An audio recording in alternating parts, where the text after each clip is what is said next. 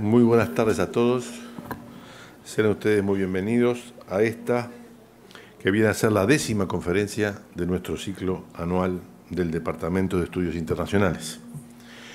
Nuestro invitado de hoy, el doctor Ricardo Domínguez, es el representante de la Organización de Estados Americanos en Uruguay desde el año 2015. Ricardo es economista de la Universidad Nacional Autónoma de México, tiene un magíster en Economía Política e Internacional del Centro de Investigación de Docencia Económica, tiene además un Master of Science, de la del Massachusetts Institute of Technology. Buenos días a todos. Gracias, Javier, gracias, Agustín, por la invitación. Gracias a ustedes por estar aquí. Mi intención es contarles un poco lo que se trata de la OEA, pero no quiero darles una visión fotográfica de la OEA. Quiero darles una visión cinematográfica de la OEA, una visión más dinámica, una visión que involucre su interrelación con los grandes problemas que vivimos hoy en el continente y también sus limitaciones, no solamente aquello que sirve, sino aquello que no sirve de la organización y aquello que además funciona desgraciadamente como obstáculo. Ese es el marco más o menos sobre el que me gustaría trabajar con ustedes, por supuesto abierto a preguntas, y la idea es básicamente generar un espacio de debate, porque la OEA es eso, un espacio de debate, entre otras cosas.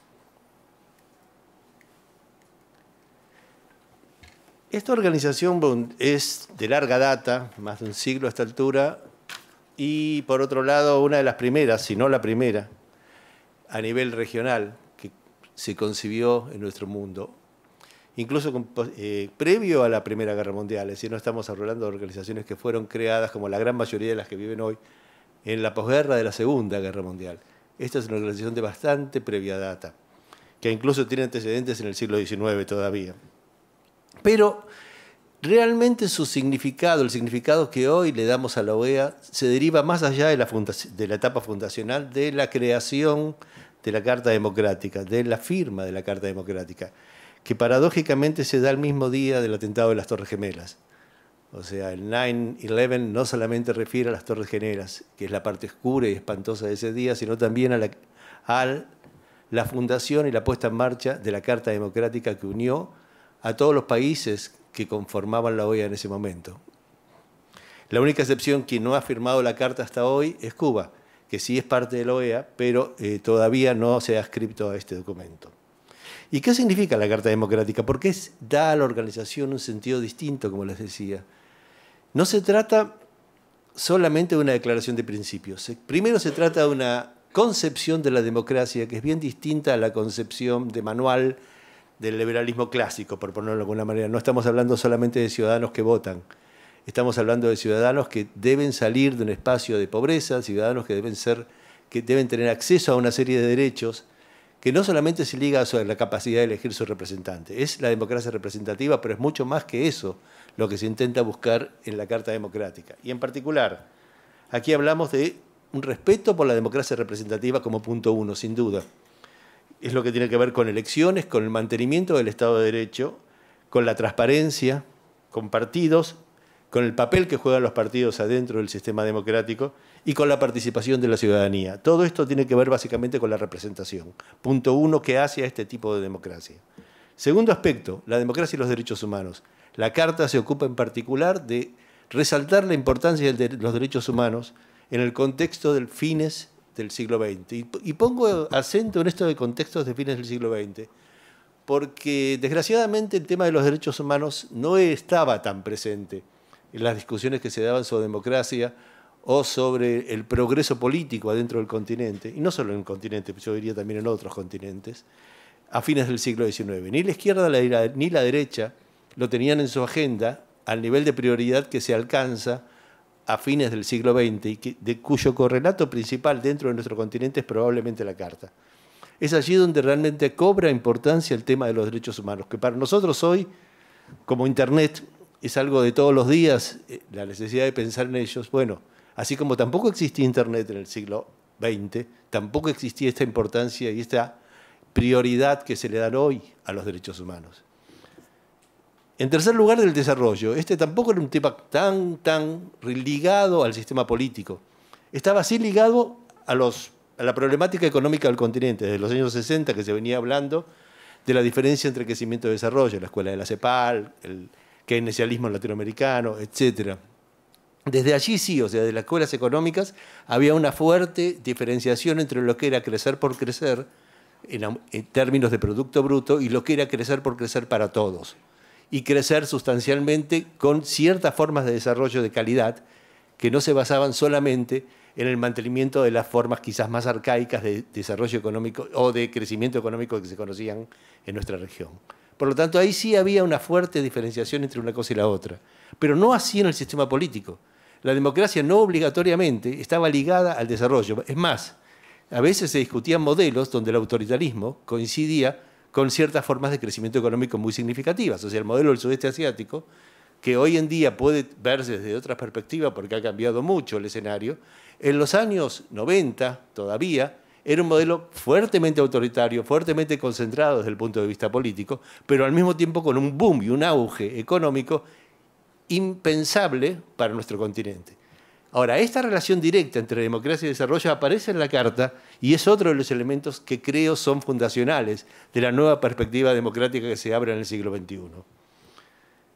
En tercer lugar, democracia y ruptura. Y este es un tema, ruptura del orden democrático. Este es un tema muy importante para un organismo internacional. Históricamente, cómo se debate el tema de una ruptura de orden democrática en los espacios de un organismo que es supranacional, o mejor dicho, internacional. Supranacional referiría a un organismo tipo Unión Europea, pero que por lo tanto tiene o no capacidad de acción ese organismo. Puede hacer algo o no respecto a cuando uno de sus miembros rompe el orden democrático, el orden constitucional. Ese debate lo hemos visto hace muy poco y lo seguimos viendo en la agenda de OEA. O sea, este tema tuvo mucha fuerza, no solamente con Venezuela, que es el tema que por ahí ustedes más conocen, sino también con el tema de Paraguay, unos años atrás, o con el tema de Honduras. Otro caso donde también volvió a aparecer este fenómeno de qué hacemos desde el organismo internacional respecto a una ruptura del orden democrático. Dos preguntas centrales que se siguen repitiendo. ¿Qué hacemos y cuándo se considera realmente si hay o no una ruptura del orden democrático? Es decir, esas son las dos dudas existenciales, en algún sentido, de cualquier institución internacional frente a un fenómeno de ruptura. ¿Cómo la definimos? Bueno, la Carta Democrática, se las recomiendo, la van a tener que leer seguramente, si no lo hicieron ya, es bastante específica respecto a la calidad de la democracia y en qué momento se considera la democracia rota, en tanto ruptura de orden constitucional. No es una cosa vaga, es bien definida. Y desde allí se parte después a diferentes formas de mecanismos que se generan para hacer posible que esto se frene. De eso podemos hablar después, si quieren, incluso con las preguntas, refiriéndonos a casos concretos, tanto el caso paraguayo, el caso hondureño o ahora el caso venezolano.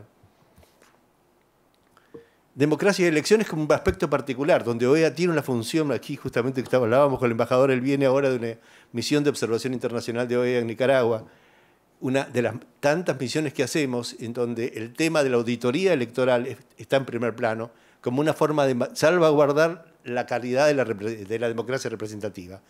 Somos honestos en comparación a lo que era nuestro continente.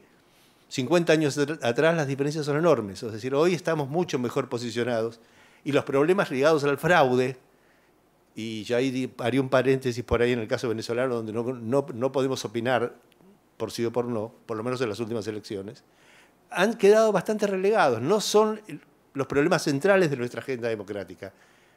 América Latina tiene, y ahora me refiero ya a América Latina y el Caribe y no tanto a toda la región, tiene dos significativos progresos que a veces no están tan tenidos en cuenta. Por un lado, el tema eleccionario.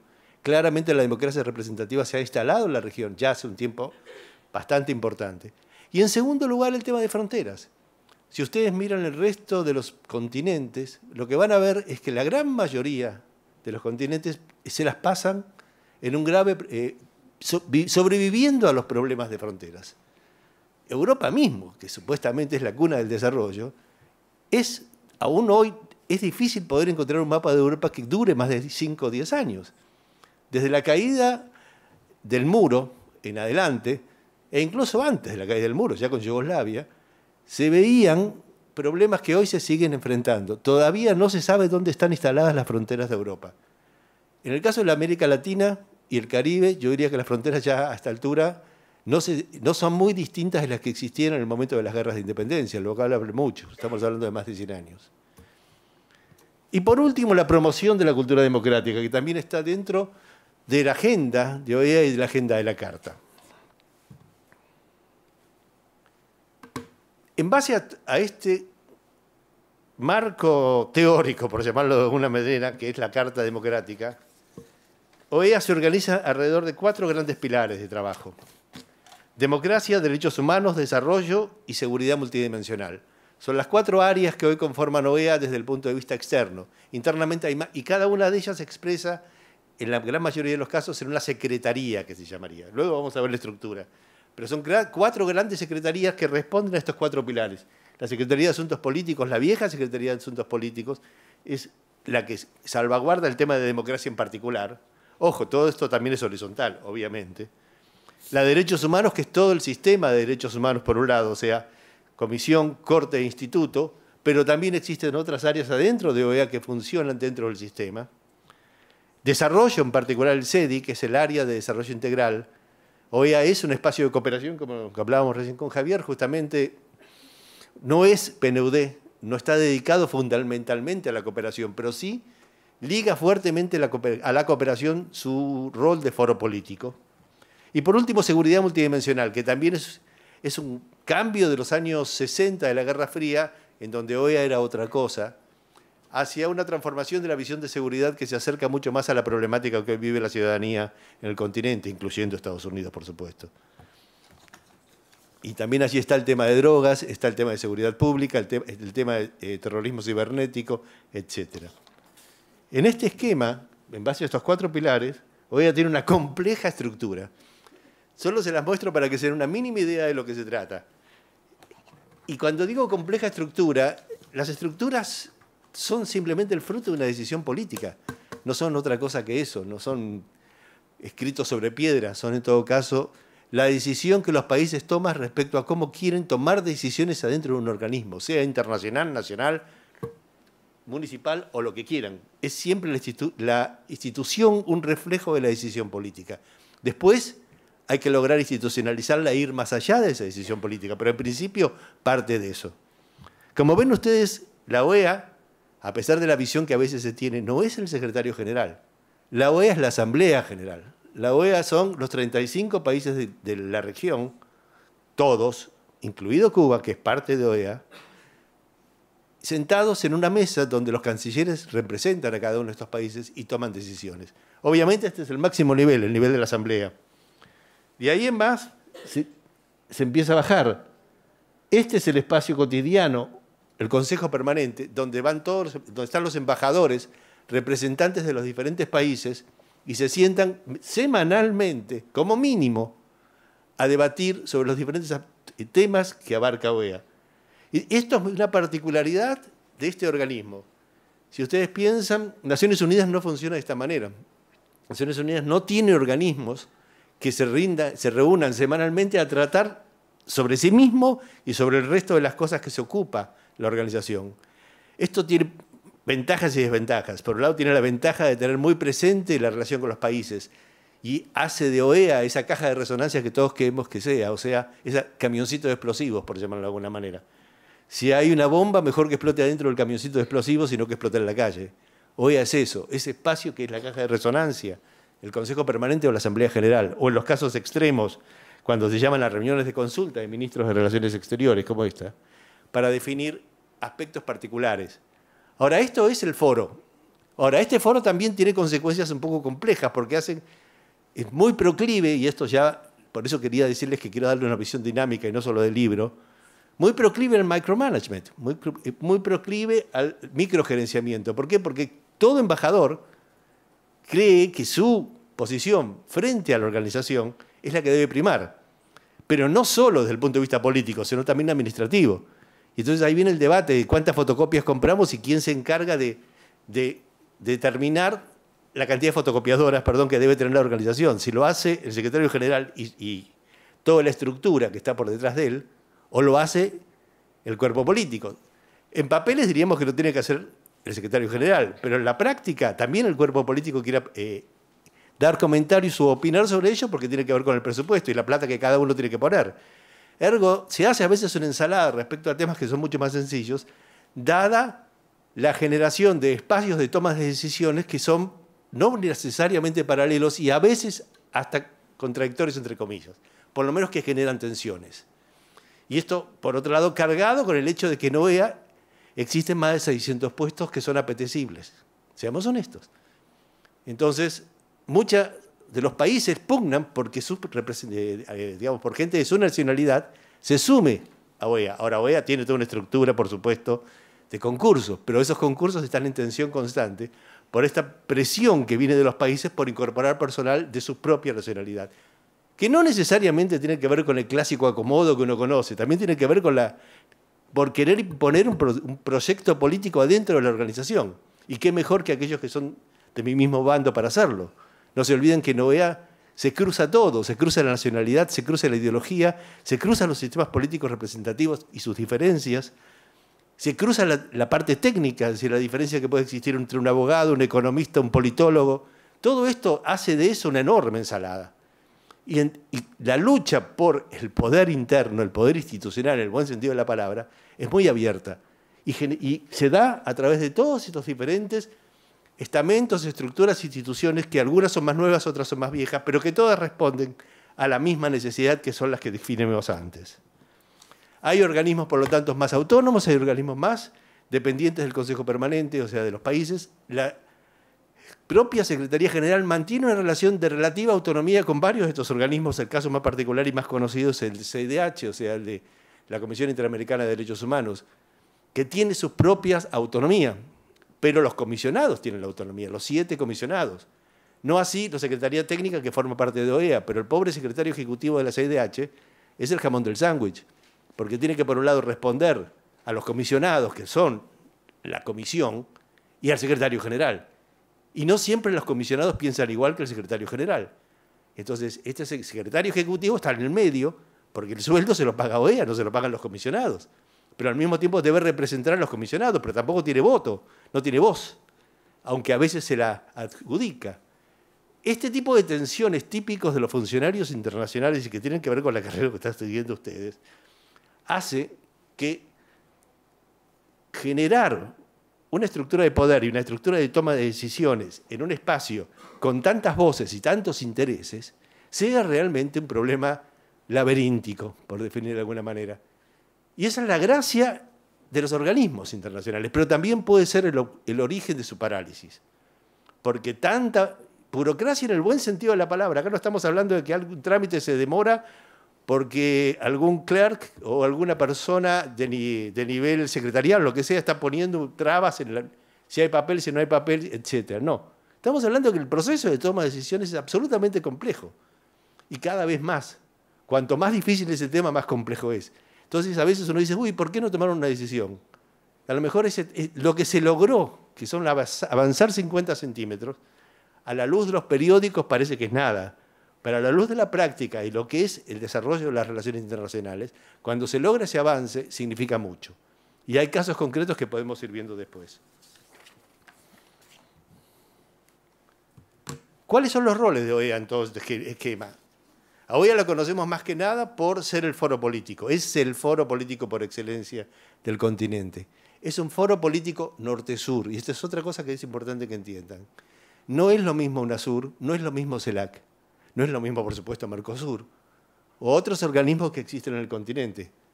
Estos otros organismos son, si quieren ustedes, expresiones, la voz viva y política de una región. OEA no es la voz de una región. OEA es un espacio de diálogo norte-sur. Es bien distinto hablar de CELAC, es bien distinto hablar de UNASUR, donde los representados son América Latina y el Caribe, o es directamente América Latina. Qué bueno que existan estos organismos, pero no cumplen la misma función de OEA, aunque, por supuesto, hay espacios de roce y de trabajo conjunto. Pero en OEA están sentados Estados Unidos y Canadá, que no están sentados en ninguno de los otros lados de los otros organismos que estábamos hablando. Y esto lo hace un organismo de diálogo distinto. Allí se pueden cruzar cosas consensuadas y no consensuadas en un espacio que no existe en ningún otro lugar del continente, en ninguna otra institución del continente. Pero por eso es el foro político. Es el foro político para que suene allí y para que explote ahí la bomba cuando es necesario, para que se alcancen los consensos, pero también para que se mantengan las reuniones de ministros. OEA es una máquina de generar reuniones ministeriales en donde casi todas las áreas, hay algunas que no porque son más que prioridad, son sujetos de otros organismos, como es el caso de la reunión de los ministros de Hacienda o de Economía, de Hacienda, que es el BID. O sea, así como existe la Asamblea General donde van los cancilleres, el directorio del BID son los ministros de Economía de todos los países. Entonces, nosotros no hacemos reunión de ministros de Economía, pero sí tampoco hacemos reunión de ministros de Salud, porque se encarga la OMS de eso. Tampoco hacemos reunión de ministros de Agricultura, porque se encarga el ICA. Aunque todos estos organismos que acabo de nombrar son todos miembros del sistema interamericano y están todos bajo el paraguas OEA. Algunos de ellos incluso sus secretarios o sus máximo representante rinde cuentas en la Asamblea General de OEA. Este es el caso de la OMS, que es un organismo híbrido, Naciones Unidas OEA, el caso del ICA, no el caso del BID, es cierto, ellos no pasan por nuestro escritorio, pero sin embargo viajan por el continente con pasaporte OEA. O sea, no hay pasaporte BID, hay pasaporte OEA. Esto habla de que el gran paraguas interamericano debería funcionar mejor de lo que está, pero existe como tal. Por último, las redes, que es la presión que se dio en los últimos años. O sea, no solo hay reuniones de ministros, de directores sobre temas particulares, sino también están las redes, que sobre todo involucran a las ONGs y a la sociedad civil. Un espacio donde es temático, que va más allá de la institución de cada uno de los países. En segundo lugar, OEA es un espacio de monitoreo, seguimiento y evaluación. Allí es donde se busca aplicar la Carta Democrática y una serie de tratados que los propios países han firmado. Esto es importante porque históricamente uno de los problemas que sufrió OEA era hasta dónde llegan las intervenciones. Conocemos casos horrorosos que el propio actual secretario general puso sobre la mesa y pidió disculpas por ellos, como fue el caso de cuando se hizo la Asamblea General hace 2 años en República Dominicana. O sea, la invasión a Santo Domingo fue bajo la bandera OEA. Entonces, la invasión a Grenada fue bajo la bandera OEA. Esa concepción de intervención es la que se ha erradicado. Hoy en día sí existen mecanismos de monitoreo, seguimiento y evaluación, pero eso no es lo mismo. Estamos hablando de países que están de acuerdo y firman convenciones para llevar adelante un proceso de evaluación que no solo los abarca a ellos, sino que abarca a todo el continente. Las convenciones, por ejemplo, tenemos el caso de la Convención contra la Corrupción, la Convención por la Política de Género, que trabaja básicamente la CIM, la Convención Interamericana de Mujeres, la Convención contra el Terrorismo. Todas estas convenciones son el producto de un grupo de países que no son todos los de OEA, depende de los casos, la Convención de Derechos Humanos, por supuesto, que firman un acuerdo por el cual van a ser evaluados por un externo. Ese externo puede ser una comisión técnica, pueden ser otros países, pueden ser comisión técnica como el caso, por ejemplo, de las observaciones electorales, en donde va un grupo técnico, en este caso, a llevar adelante la observación. Hay otros casos que existen ya, como el caso del mecanismo de Belén do Pará de las mujeres, o sea, de género, los problemas de violencia de género y políticas de género en general, el caso del CICTE y el CICAT, que funcionan básicamente en relación al tema de terrorismo y temas de drogas. Todas estas están amparadas por convenciones y los países aceptan que se los evalúe. Y las evaluaciones no siempre salen bien. Ahora, también tienen limitaciones. Podemos hablar de eso en otro momento, pero no digamos que con ellas se acaba el problema. Es el punto de inicio, son fotografías. Ahora, que se cumplan es otra historia. En tercer lugar, hay otro mecanismo de evaluación que no tiene que ver ni con convenciones ni con funcionamiento de comisión de pares. Es el Sistema Interamericano de Derechos Humanos. Esa evaluación es una evaluación jurídica, o sea, tiene una estructura jurídica. Fundamentalmente, la pieza jurídica principal del esquema es la Corte Interamericana de Derechos Humanos. Pero atención, porque la Corte, los países signatarios de la Corte son 21. Eran 24, 3 se bajaron. Se bajó Antigua y Barbuda, por el tema de la pena de muerte, y, o sea, no se puede ser signatario de la convención que forma la Corte si se apoya la pena de muerte, si existe pena de muerte en el país. Se bajó en Venezuela hace muy poco, hará 2 o 3 años. No me refiero a la comisión, me refiero a la Corte. Se bajó República Dominicana hace 6 meses determinó su Suprema Corte que no podía haber un tribunal por encima de la Corte Suprema del país y por lo tanto está en este momento en una fuerte discusión respecto a si se mantiene o no en la Corte. Porque firmar la Corte, firmar el acuerdo significa aceptar la condena o la sanción o lo que dictamine la Corte Interamericana por encima de las Cortes Supremas de cada país. Es muy fuerte. Por supuesto, no está Estados Unidos, no está Canadá, sobre todo porque Estados Unidos no está en ninguna convención que permita a un organismo supranacional decidir por encima de sus propios organismos. Eso es una ley en general de Estados Unidos. Pero todos los demás países deben acatar. Ese es el espacio de la Corte, pero a la Corte llegan 30 casos por año, no más que eso. Antes que eso, en el sistema está la Comisión. La Comisión, por el contrario, es un organismo híbrido, no es un organismo jurídico puro. Es muy particular el formato de la Comisión, porque es una mezcla, si quieren ustedes, entre un tribunal, entre comillas, y un foro. Es decir, no sé si han tenido la oportunidad, la semana pasada se dio aquí la posibilidad de que ustedes pudieran concurrir a las audiencias públicas de la Comisión. Estuvo sesionando durante la semana en el Palacio Legislativo. Y es realmente impresionante ir a una audiencia. Yo les aconsejo realmente que traten de por lo menos verlas por internet, porque siempre son públicas, así que no hay ningún problema, si no pudieron concurrir. Digo, es impresionante porque no, esa mezcla rara, de ese híbrido raro entre foro y tribunal, lo hace único en el mundo. No hay otro organismo como la Comisión de Derechos Humanos en el resto de los continentes. Y por opinión de muchos, y yo comparto esa opinión, si no existiera un organismo como ese habría que crearlo. Porque es el espacio realmente en donde es otra caja de resonancia, en donde tanto el Estado como aquellos que se llaman presuntas víctimas, o sea, aquellos que han sido, que van a demandar al Estado, exponen sus puntos de vista con toda la fuerza política que eso tiene y además con todo el acompañamiento que lo rodea, porque ahí están todas las ONG presentes, etc.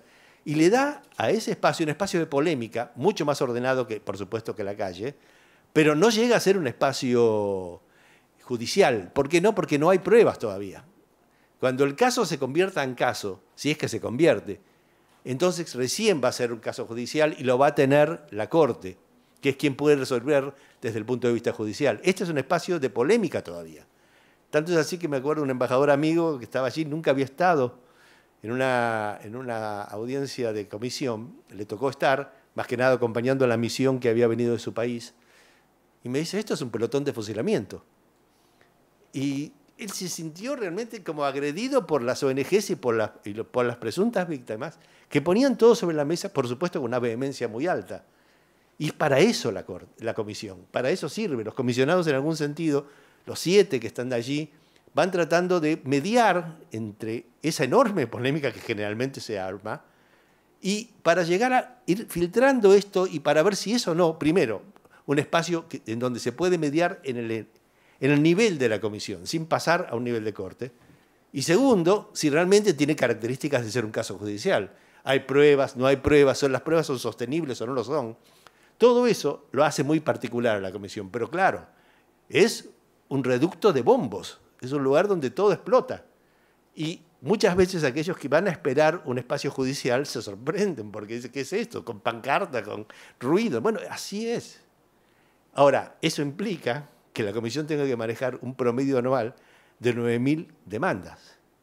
O sea, entre 7.000 y 9.000, lo cual es una locura. Pero claro, porque es el filtro de un material totalmente virgen, que se va a tener que ir convirtiendo o no en una real demanda por un tema de derechos humanos. Ahora, que implica un trabajo gigantesco, sin ninguna duda. Voy a ir un poquito más rápido, porque si no nos llegamos. Es un acervo jurídico, la OEA. Es el espacio donde se guardan físicamente los tratados, las convenciones que se firman entre todos los países del continente. es el espacio del acervo del derecho internacional de América. Es aparte físico, mi amigo Jean-Michel Arregui, que es el secretario ejecutivo del área jurídica, tiene una enorme caja fuerte en su oficina, donde están guardados en papel todas estas grandes convenciones, incluida la creación del BID, la creación del ICA, todo aquello que tuvo que ver con derecho internacional público del continente. Está metido dentro de una caja que existe como tal. Y la OEA es el depositario y además el principal promotor de este tipo de convenciones que hacen posible que los países pasen por una necesidad de homogeneizarse en el buen sentido de la palabra, digo, no ser todos iguales, sino frente a determinados parámetros que son la base de la democracia, que son un poco los que marcábamos al principio. Es un espacio de cooperación, como les dije antes, tiene que ver con algo de PNUD, aunque no es todo, y lo que tiene a favor de otros organismos es que OEA no necesita mandar un consultor para sacar una fotografía y determinar un diagnóstico en un país y decir, pasa este problema, bla, bla. El que lo llama por teléfono es el propio presidente a OEA, o un funcionario o la propia oposición, y dicen, tenemos este problema. O sea, es de fuente directa, no de fuente de consultor. Y por el otro lado, el otro beneficio que tiene es que muchas veces el espacio de la cooperación es el corolario de las etapas previas de la evaluación y del seguimiento. ¿Por qué? Porque cuando la Corte larga una condena a un país, a lo mejor es una condena que dice tiene que pagarle a Mengano o a Sutana tantos miles de dólares y punto. Y bueno, ahí el Estado verá si cómo hace para pagarle o no pagarle. Pero cuando la condena implica, por ejemplo, reforma del sistema carcelario, no es solamente un problema de dinero, es el problema de cómo se hace una reforma de un sistema carcelario. Y entonces ahí la cooperación de OEA juega un papel directo y de relación directa con lo que puede ser los efectos de sus propias formas de seguimiento. Lo mismo con la observación electoral. Recién hablábamos que en el caso nicaragüense ahora, una de las recomendaciones más fuertes de la misión de observación fue el problema que existe en Nicaragua es un problema de fondo. Si bien no hay a la vista graves problemas de fraude, sí hay un problema serio con la antigüedad del sistema electoral. Es necesario renovarlo. Bueno, otra vez, el gobierno puede decir, ok, estoy de acuerdo con lo que me dicen. El problema es cómo lo hago, quién me da una mano, no solamente de dinero, sino técnicamente para poder llevar adelante una recomendación semejante. Bueno, y ahí entra la lógica de la cooperación OEA, que es bien distinta a veces a la lógica de la cooperación de otros organismos. Y por último, la promoción y defensa de los derechos humanos y de la democracia representativa en su conjunto y de todos los atributos a través de todos los mecanismos que estamos ahora conversando. Bueno, acá más o menos se lo habéis comentado. Vamos a ir ya un poco cerrando para ver un poco beneficios y limitaciones que tiene un sistema multilateral como el de OEA.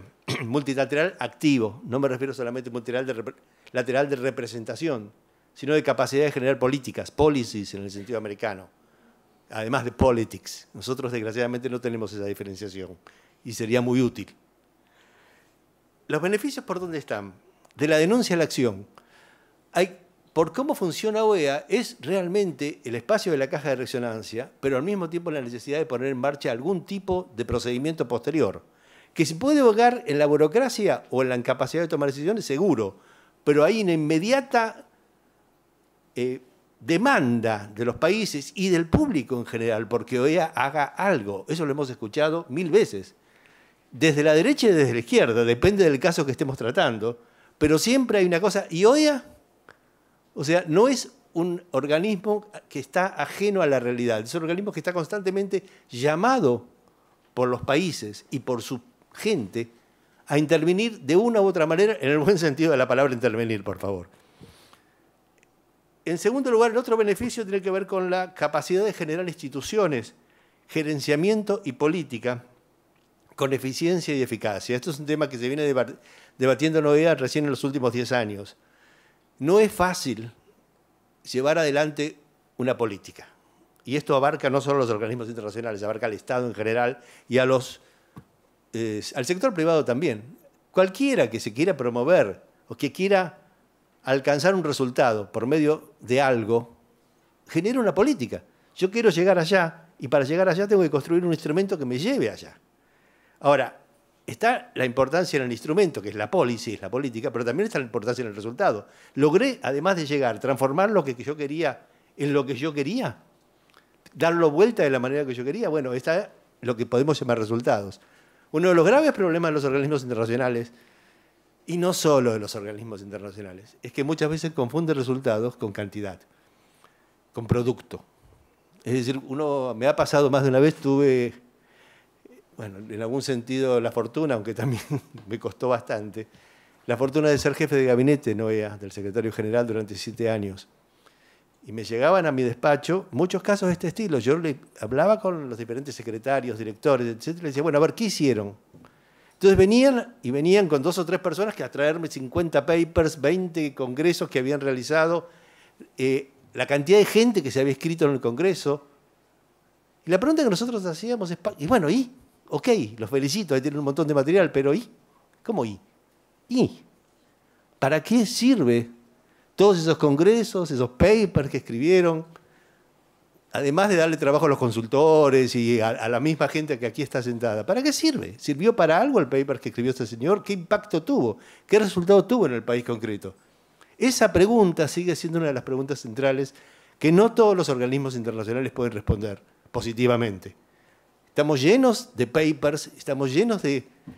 Me pasó, desgraciadamente, no hace mucho tiempo, en una reunión con un organismo internacional que decía que después de muchos años se habían dado cuenta que llevaban adelante un montón de proyectos, procesos, políticas, pero que en realidad uno de los problemas centrales que enfrentaban es que no habían tenido en cuenta el marco cultural. Se gastaron miles de millones de dólares y ahora se dan cuenta que no tenían en cuenta el marco cultural, que a lo mejor un pozo de agua en una región africana se construyó con un montón de dinero y resulta que el pozo de agua no lo usaba nadie. Y la gente seguía yendo a la laguna como toda la vida, teniendo todo el problema de enfermedades, etc. Pero el otro pozo no lo usaba nadie. ¿Y por qué no lo usaba nadie? Porque la gente en la laguna se juntaba a charlar. Y en el pozo no podía juntarse a charlar. Entonces, esa nimiedad cultural hacía que la enorme inversión que se había realizado no servía para nada. Entonces, ese tipo de problemas son los que no se tienen en cuenta cuando se cuentan productos. Porque probablemente en el inventario de ese organismo internacional figurara, a fin de año, realización de un pozo, checked. Como dicen los gringos, somos buenísimos para hacer checklist. O sea, tenemos esa capacidad enorme de darle el ok. Pero bueno, ¿el pozo sirvió para algo? No, fue un dinero mal gastado, aunque sea precioso. Mecanismos de respuesta rápida con idoneidad técnica. Esto es lo que se necesita. Es decir, la capacidad de salir al terreno, pero al mismo tiempo salir bien al terreno. No salir solamente con discursos, sino salir con instrumentos técnicos que lo hagan posible. Cuando se llevó adelante la misión de OEA por el conflicto fronterizo entre Colombia y Ecuador, no sé si ustedes se acuerdan, no fue hace muchos años, cuando el ejército colombiano invadió territorio ecuatoriano para destruir un campamento de la FARC, del lado que estaba instalado del lado ecuatoriano. Obviamente esto generó un enorme conflicto entre Ecuador y Colombia. Ecuador atacando a Colombia, denunciando a Colombia, diciendo que habían invadido territorio en forma armada, por otro lado, y habían matado gente en su propio territorio. Hubo que mandar una misión. No era fácil construir esa misión, porque esa misión tenía que tener, por un lado, embajadores que pudieran tener una visión amplia de una situación como esta, que sean respetados por los dos países. Otro de los elementos principales, no solamente por una voz, sino por la otra, o por lo menos que entre todos pudieran dar esa imagen, pero a la vez técnicos, que pudieran dar respuestas desde el punto de vista jurídico y desde el punto de vista concreto, porque además en todo esto estaba también metido una gran discusión respecto a que Colombia como antecedente ya había bombardeado la zona y además había irrigado la zona con pesticidas para liquidar todo lo que tenía que ver con cocaína, con las plantas de cocaína, de coca. O sea que en el medio también tenía que ir técnicos que tenían que ver con el aspecto agroindustrial o agrícola. Entonces, esa ensalada de gente tenía que tomar decisiones en conjunto y no siempre estaban de acuerdo, pero primero que nada tenían que ser de alta capacidad técnica, incluido aquellos que iban en misión política, los embajadores en particular. El otro punto que están ligados los dos últimos es muy importante. organismo multilateral desde el punto de vista de que no se contamina tanto con los problemas nacionales. Tiene capacidad de ver la realidad desde una perspectiva mayor, más alejada, porque está aislado de las presiones políticas típicas de cualquier juego democrático en cada uno de los países. Y por otro lado, esto le da al problema en particular que se esté tratando una fuerte exposición internacional. De golpe, un tema que era simplemente local, esto es típico en derechos humanos, alcanza una visión internacional. El caso de Milagro Sala en Argentina, más allá de que esté bien o mal, lo cierto es que alcanzó una dimensión como la que tiene hoy por la presentación ante la CIDH. Y el caso Maldonado también. Ahora bien, todos estos que son en algún sentido beneficios objetivos, también se encuentran tensionados por límites del propio multilateralismo.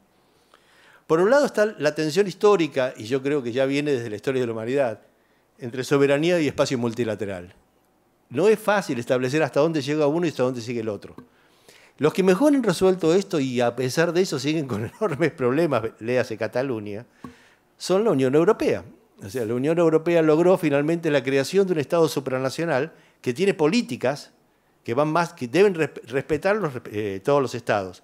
Ahora, paradójicamente es allí donde se están dando con más fuerza, junto además a Asia Menor, los problemas de regionalismos y nacionalismos, en los marcos de la Unión Europea, que supuestamente es la más desarrollada desde el punto de vista del Estado. Aparece un lunar, como el caso catalán, que plantea autonomía, pero que al mismo tiempo no define si va a querer o no ser miembro de la Unión. O sea, acá hay una contradicción que no siempre se resuelve, que tiene que ver con esta relación entre lo que es la soberanía nacional y el espacio multilateral. Digo que no siempre se resuelve porque es otra cosa que también tienen que entender ustedes hacia adelante. En política y en política internacional no todo se resuelve. El problema es si se puede administrar o no. No siempre las resoluciones y las soluciones son totales. Sí, a veces a través de la guerra lo son. La Segunda Guerra hubo una que ganó, un bando que ganó y otro que perdió. Y así pasa en general en las guerras. Pero incluso en las guerras, no siempre las soluciones son totales. Lo importante es saber si lo que está sobre la mesa puede o no ser administrado. Y ese es el arte de la política, justamente, la capacidad de administrar los problemas, no obligatoriamente de resolverlos.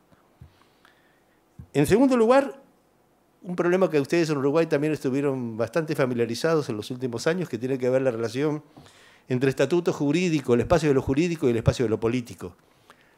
Una cosa es la letra escrita y otra cosa es la toma de decisiones. Y las dos a veces chocan. Y el problema es qué prevalece. Si va lo político por sobre lo jurídico o lo jurídico por sobre lo político. También esto depende, como diría cualquier economista. Nunca se puede tomar una receta, pero es un tema central que habla de una tensión que se genera por la creación de la propia institución política, per se. Tampoco es necesario que se resuelva, el problema es que se tenga claro. En tercer lugar, la relación entre el espacio más técnico de la Secretaría y el espacio más político de la Secretaría, o sea, los países versus la Secretaría General. Nosotros hacíamos esa broma justamente cuando estaba el secretario Insulza diciendo, bueno, ¿usted qué es, secretario o general? Entonces, a veces era secretario, a veces les tocaba bajar la cabeza e ir por detrás de lo que decían los países. Otras veces era general, era él el que mandaba. Hoy en día lo volvemos a ver con el secretario Almagro, es decir, Almagro le ha dado, y esto lo adelanto porque sé que probablemente va a aparecer, le ha dado a OEA un peso distinto al que tenía tradicionalmente con los últimos secretarios generales. OEA se debate siempre en una tensión entre lo que podemos llamar su rol mediador, negociador, y su rol testimonial. Esa tensión se resolvió históricamente a través de los suborganismos, como el caso de CIDH. El testimonio lo ponía CIDH, la denuncia lo ponía CIDH. Y el espacio de la Secretaría General en general salía más a mediar. Hoy en día, el secretario Almagro dio vuelta a esta historia. La propia Secretaría General se ha encargado de ser testimonial. Se pone la denuncia por encima de la mediación. El problema es si se pueden mantener las dos cosas al mismo tiempo en diferentes regiones. Es decir, yo soy más testimonial con este país y más mediador con este otro. Si nos van a creer para jugar los dos roles al mismo tiempo. Eso es lo difícil y otra vez es el arte de la política. Entre el diagnóstico, la tensión que existe entre el diagnóstico, la recomendación y el cumplimiento, de lo que les decía antes. Podemos hablar mucho de que esto está mal. El problema es cómo lo arreglamos y dónde tenemos capacidad para arreglarlo. Y si lo ponemos en marcha, si realmente lo arreglamos. Y en ese sentido, ya cerrando,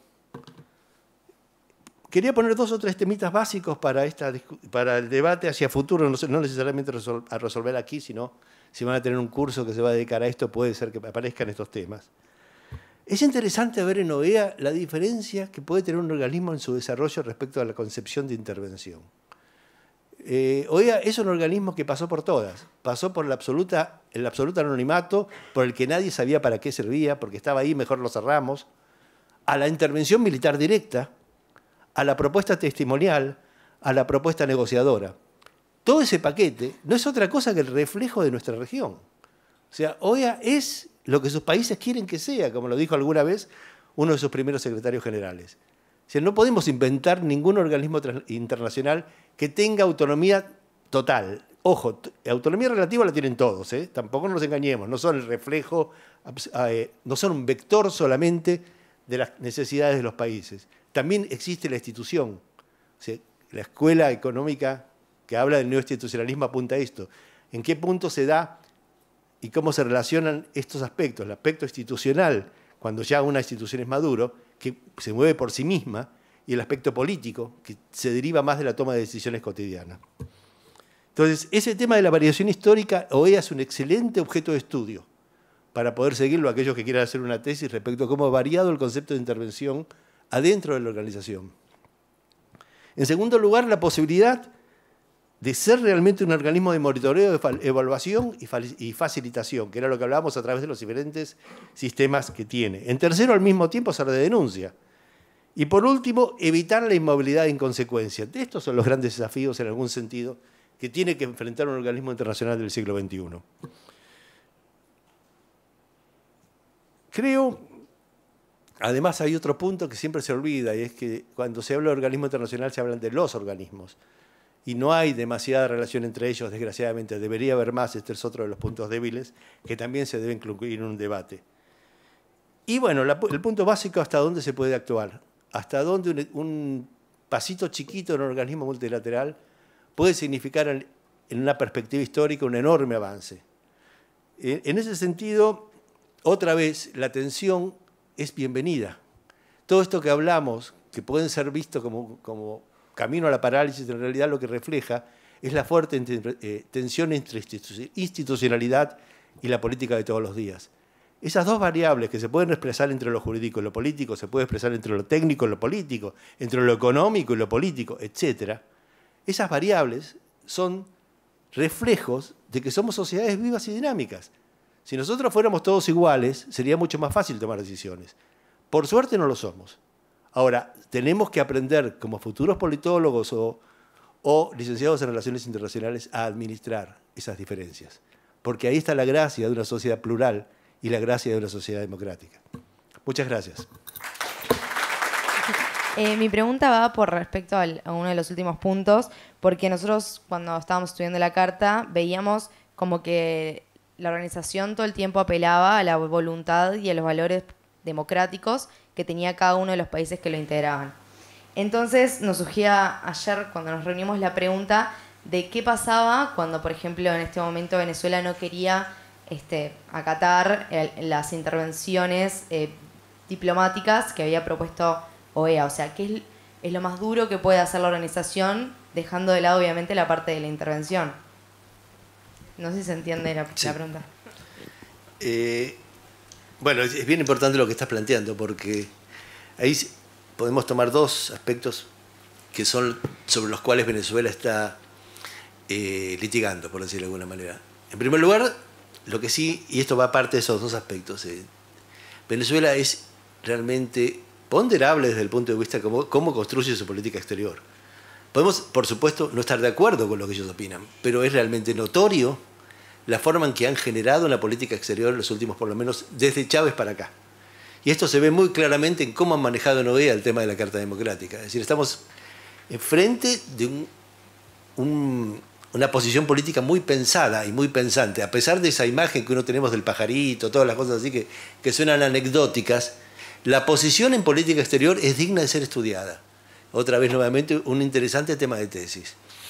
Respecto a OEA en particular, hay dos puntos sobre los que Venezuela hace fuerte énfasis. El primero es que el secretario general no tiene derecho a traer el tema de la ruptura del orden democrático, porque eso lo debe hacer un país. Y que no hay ningún país que lo vaya a hacer. Y por lo tanto ellos deslegitiman de entrada la discusión sobre la Carta Democrática y la aplicación de la Carta Democrática. Esto mirado desde el punto de vista de OEA y de su propia Secretaría Jurídica y del propio Secretario General, por supuesto, y de la Carta, la lectura que nosotros hemos hecho de la Carta es la contraria. La Carta es muy explícita, desgraciadamente no la traje aquí, pero la pueden encontrar, o sea, es muy explícita respecto a que tanto el secretario general como cualquier país pueden llevar a la mesa del Consejo Permanente un tema que consideren está violando un orden democrático en un país miembro. Esto incluye al secretario general expresamente. Por lo tanto, no hay lo que no puede hacer el secretario general es decir hay una ruptura del orden democrático. Lo puede decir por su cuenta, pero no representando la OEA.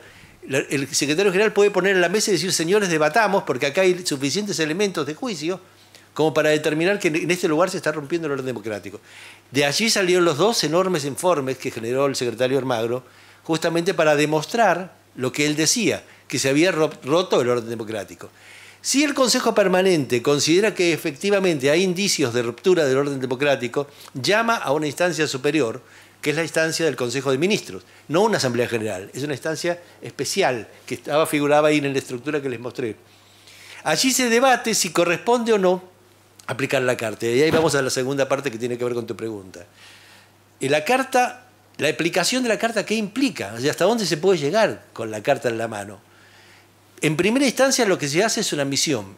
Se hace una misión al país para determinar y recabar información y volver a una Asamblea General Extraordinaria. Ahí sí, ya se forma una Asamblea General Extraordinaria.